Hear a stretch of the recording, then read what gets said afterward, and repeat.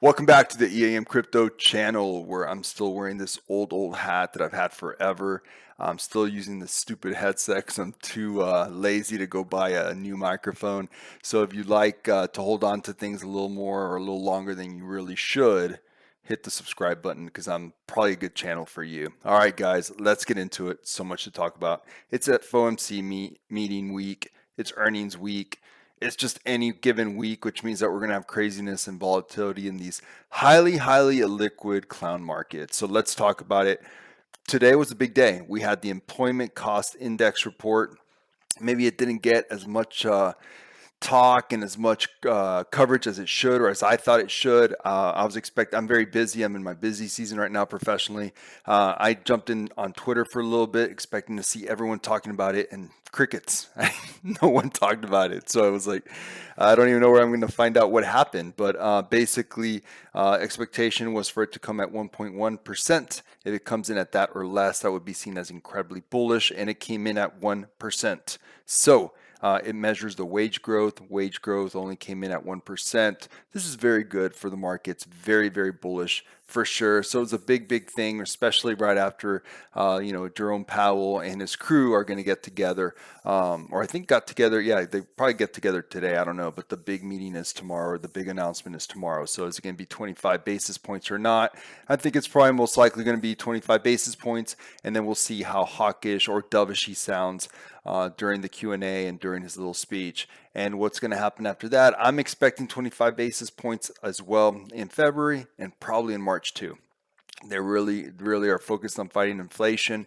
It did not help that the inflation numbers came from Spain last week, and just as expected, they were higher than expected, or as I expected it, right? Why did I think that? Because in Spain, in Europe, they have not been as hawkish. They have not done everything possible to try to fight inflation the way the Fed has, the way Powell has. So I'm not surprised at all to hear that things are worse off with inflation in Europe. They should have been more hawkish earlier, as we have been calling for in this channel, and they're paying the price for that. So that's what came in there. So that was the other big thing that I wanted to cover. The third one is, well, look, guys, I've been talking to you guys on Discord, on DMs, on Messenger, whatever, all that good stuff with Twitter and Discord about this. But I do feel that the market has it wrong. They are being way too bullish. They are playing into this, kind of like, Goldilocks situation where they think that a soft landing's coming. They think everything's going to be just peachy, and I think they're being too bullish, and they're basically fighting the Fed. And one of your number one rules as an investor, as a trader, as a degen should be to never fight the Fed. And the markets are clearly fighting the Fed right now. They just are. So I am not a big fan of that. Shouldn't fight the Fed. And I don't think that things are going to be as peachy and rosy down the line as many think. But who knows? Because there's a couple things that we're going to cover in a little bit before we get into the charts. And one thing that I definitely wanted to cover right now is that there's two huge indicators that historically have been very accurate with showing whether or not a market has found a bottom. So let's talk about that in more detail.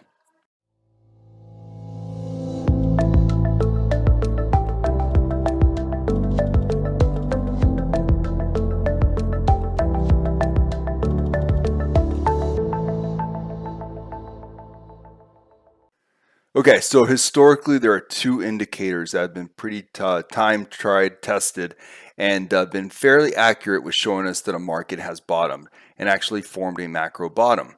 The first one is that the recession actually starts, and the second one is that the layoffs of manufacturing jobs, not just all jobs, but manufacturing jobs, peak. So where does that leave us right now? Well, that's where it gets pretty interesting because we'll go to B first. As far as layoffs of manufacturing jobs peaking, we're clearly not there yet. They have begun, so it has started, but clearly we have been nowhere close to a peak.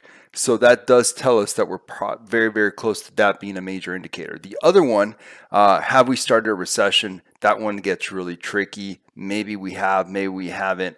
I have my ear to the ground pretty closely. I get to talk to a lot of different people that either own small businesses or are contractors on the daily.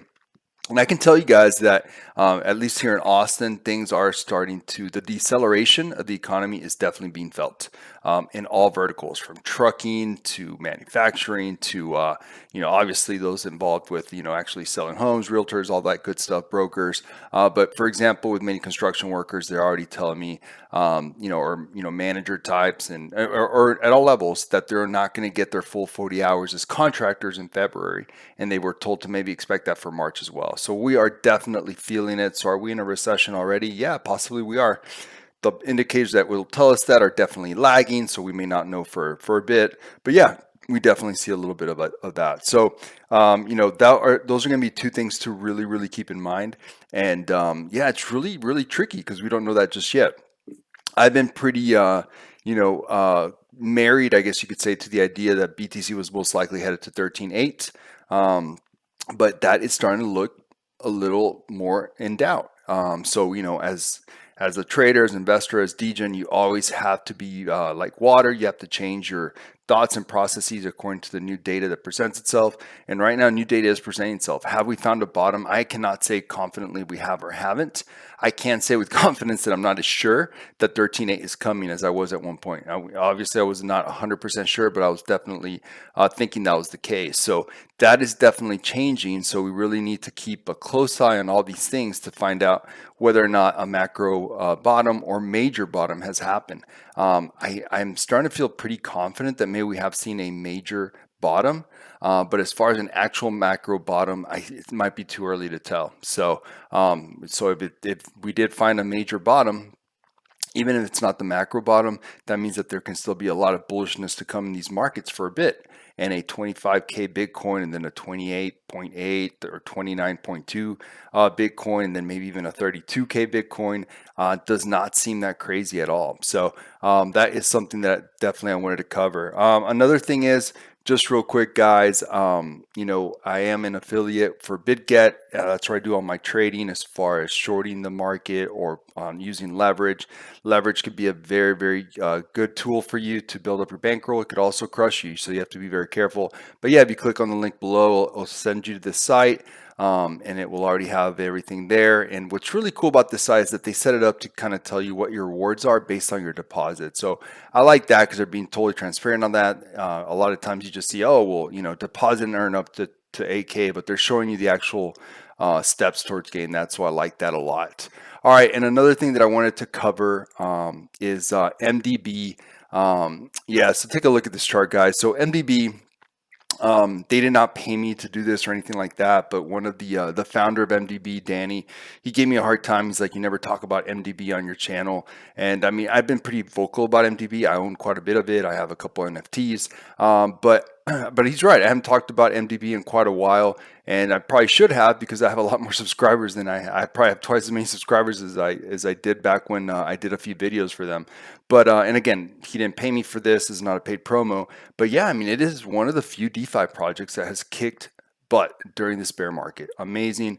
Goes to show what a strong tokenomics can do for a project. And yeah, their tokenomics is really cool. You guys should look into it. It looks like they already got forked once. They'll probably get forked a lot more times because it's just a tokenomic kind of process that works. And yeah, like he likes to say, the maths, because he says it with an S, they work. So anyways, so I did want to call that out. I know I've been kind of tough on DeFi and have basically been telling everyone to just be very careful. If you see a DeFi project and it's hype big time pre-sale, then yeah, it's probably gonna do pretty well for the launch, right? It's probably gonna 2x, maybe 3x, and then you sell it. That's been how you make money in DeFi, especially if you look and see which projects are getting the most marketing, the most hype. It's just been the play.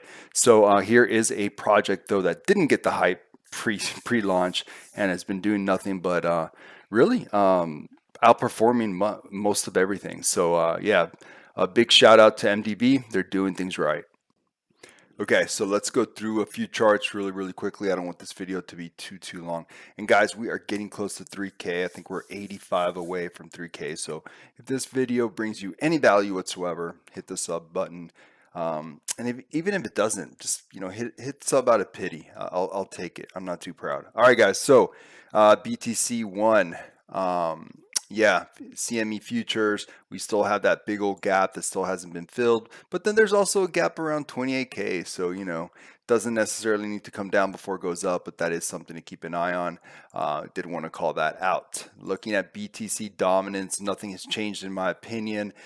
Yes, we've kind of leveled out here around 44 point, 3 to 44 point, what was it? 8%. But look, guys, this should not be a huge surprise. If you look left, there's a lot of structure here, a lot of noise. So not at all surprised to see it stall out here while the indicators are resetting.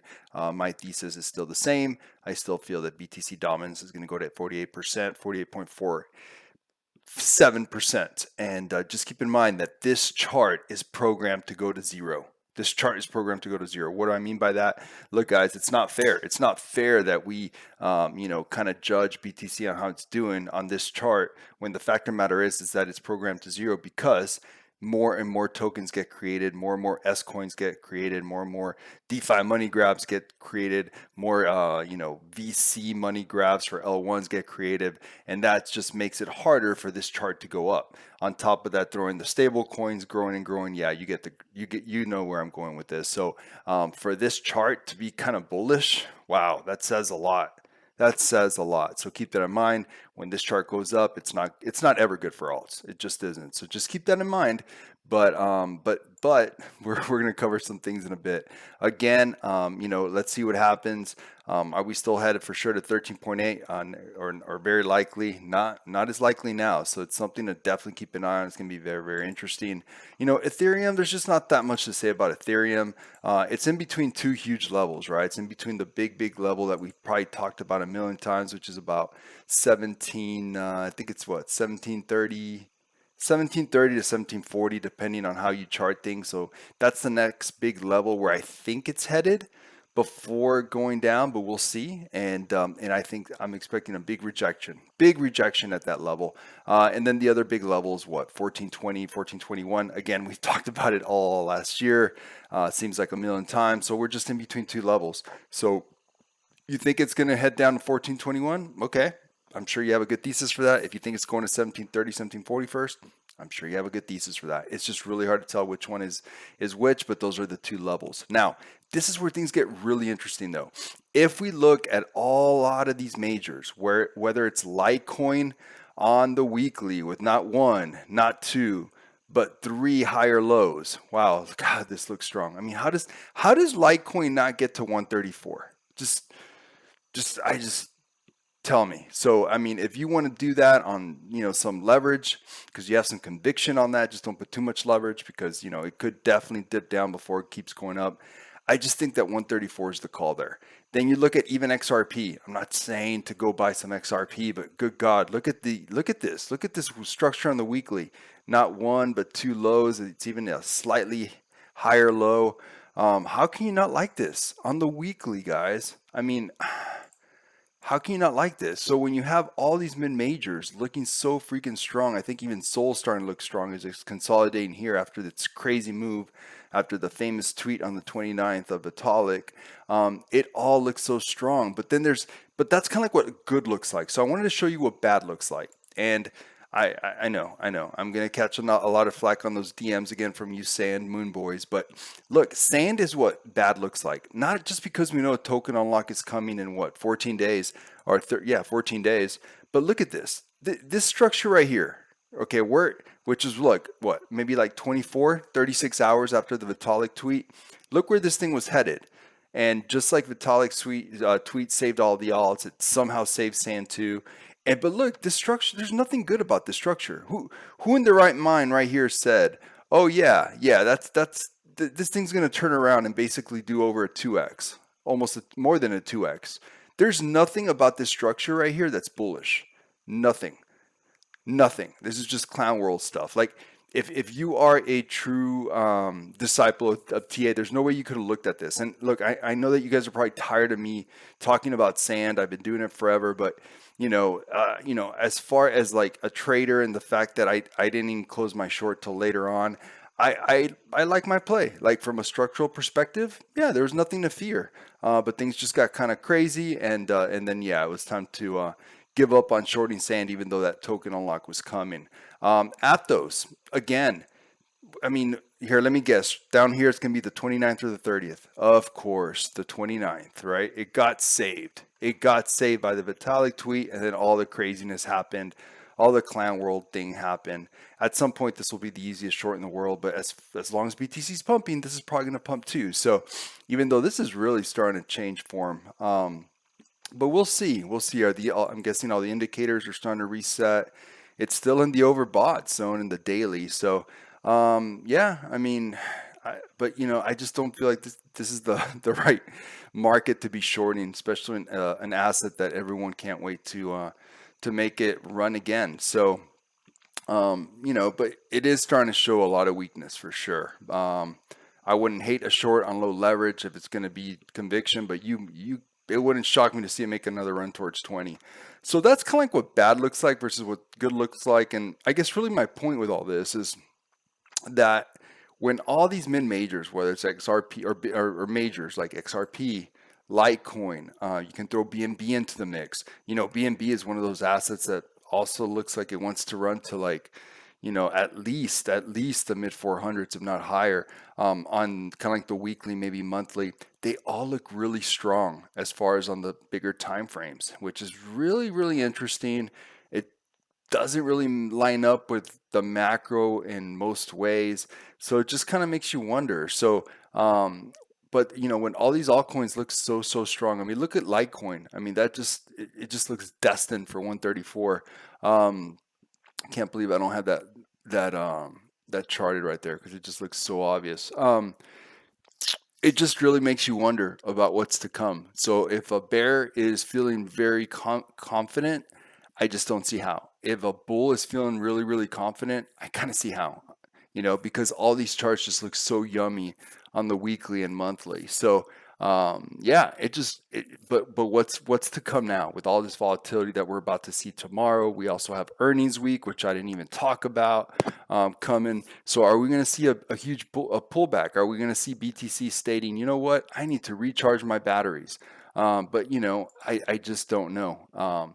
But on the monthly, it looks all great. I mean, it just basically, this candle right here basically wiped out what, the last 1, 2, 3, 4, 5. Yeah, basically the last 5 months of pretty bearish, horrible action. It just wiped them all out. It's almost like we're back to where we were on July 1st. So really interesting to see this. It makes it a lot of fun, but makes it really, really tricky. Last year I thought was kind of an easy trading year, especially if you're bearish. And now this year you're starting to see very strong arguments for both sides. So, just make sure that whatever position you take, you have a good reason for it. Don't overtrade. Don't trade just for the sake of trading. That's how you're going to get hurt. And yeah, as far as and always have strong bags as far as your long-term holds. For example, my long-term holds are doing fantastic. Very happy with them this month. As far as trading, I'm down. Unfortunately, I did too much with shorting Gala, not once but twice. So yeah, January was not a good trading month for me, despite the fact that my long-term bags did very, very well. So yeah, maybe I over traded there. Maybe I overdid it with the Gala shorts, but there, it happens to all of us. We all get burned from time to time. So I think that about covers it for today. Again, I don't want to make this video too long. And thank you for watching. And starting in late April, I'm going to change my channel around quite a bit. I'm going to start doing live shows pretty much all the time, and just switching to something that's a little bit more interactive. Not that I don't like interacting with you guys on DMs, but there's just something more fun, I think, about doing it live. So I will be making those changes kind of like probably around late April. So keep a lookout for that. All right, guys, thanks for watching, and I'll see you in the next one.